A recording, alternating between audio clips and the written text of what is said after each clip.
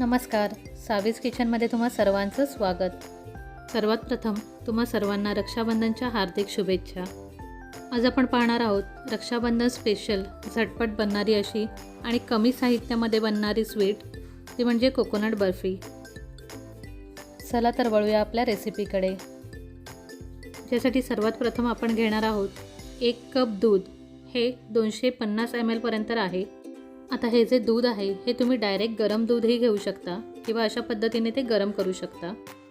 यानंतर आपण घेणार आहोत 450 ग्रॅम इतका डेसिकेटेड कोकोनट। आता हे डेसिकेटेड कोकोनट आणि दूध आपण एकत्र मिक्स करून घेणार आहोत आणि यानंतर ॲड करणार आहोत 150 ग्रॅम मिल्क पावडर आणि 150 ग्रॅम साखर। इथे तुम्ही साखर थोडी वाढवू शकता। मी इथे मिल्क पावडर यूज केल्यामुळे साखरेचं प्रमाण आहे ते थोडं कमी घेतलेलं आहे, पण तुम्हाला जर गोड जास्त आवडत असेल तर तुम्ही 150 ग्रॅमच्या ऐवजी 200 ग्रॅम साखरेचा वापर करू शकता। यानंतर मी यावर 1 चमचा तूप टाकून हे सर्व मिक्स करून घेतलेलं आहे। आता हे सर्व मिश्रण आपण एक 10 ते 12 मिनटं लो फ्लेम करून शिजू देणार आहोत। आता हे मिश्रण आपल्याला त्यातली साखर आणि दूध पूर्णपणे सुकेपर्यंत भाजून घ्यायचं आहे। हे मिश्रण तयार होताना हे भांड्याला चिकटणं बंद होईल आणि त्यावेळेलाच आपल्याला हा गॅस बंद करून घ्यायचा आहे आणि हे थंड होऊ द्यायचं आहे। आता हे सर्व मिश्रण थोडं थंड होऊ देऊन आपण असे 2 भागामध्ये विभागून घेतलेलं आहे। आता यानंतर आपण यामध्ये खाण्याचा कलर मिक्स करणार आहोत।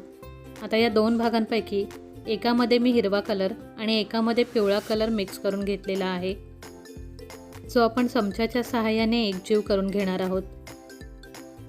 आता इथे हे असे 2 गोळे तयार झाल्यानंतर आपण एक केक टीन घेतलेला आहे, याला मी तूप लावून घेतलेला आहे।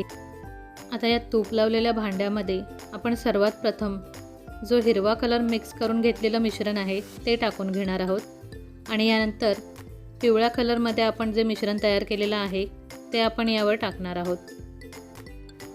आता हे जे मिश्रण आहे हे तुम्ही तुमच्या हाताच्या सहाय्यानेही सेट करू शकता किंवा जर मिश्रण जास्त गरम वाटत असेल तर तुम्ही अशा पद्धतीने चमच्याला तेल लावून सुद्धा ते सेट करू शकता। यानंतर आपण एक सुरी घेतली आहे, जिला मी थोडंसं तूप लावून अशा पद्धतीने या बर्फीचे आपण काप करून घेणार आहोत आणि याला अशा पद्धतीने कट केल्यानंतर तुम्ही तुमच्या आवडीचे कोणतेही ड्रायफ्रूट किंवा चांदीचा वरक लावून ही बर्फी गार्निश करू शकता। आता आपली बर्फी गार्निशिंग करून झाल्यानंतर आपण एक 2 तासासाठी हिला सेट होण्यासाठी ठेवून देणार आहोत।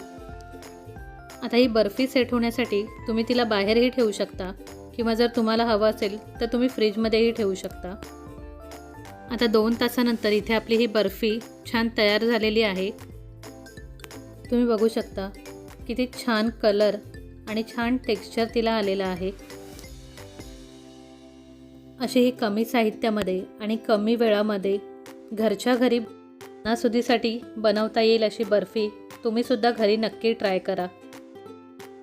माझ्या अशाच साध्या सोप्या आणि छान रेसिपीज पाहण्यासाठी माझ्या चॅनलला लाईक करा, शेअर करा, सबस्क्राईब करा आणि कमेंट करायला विसरू नका आणि माझ्या नवीन व्हिडिओच्या नोटिफिकेशनसाठी बेल आयकॉनला प्रेस करायला विसरू नका।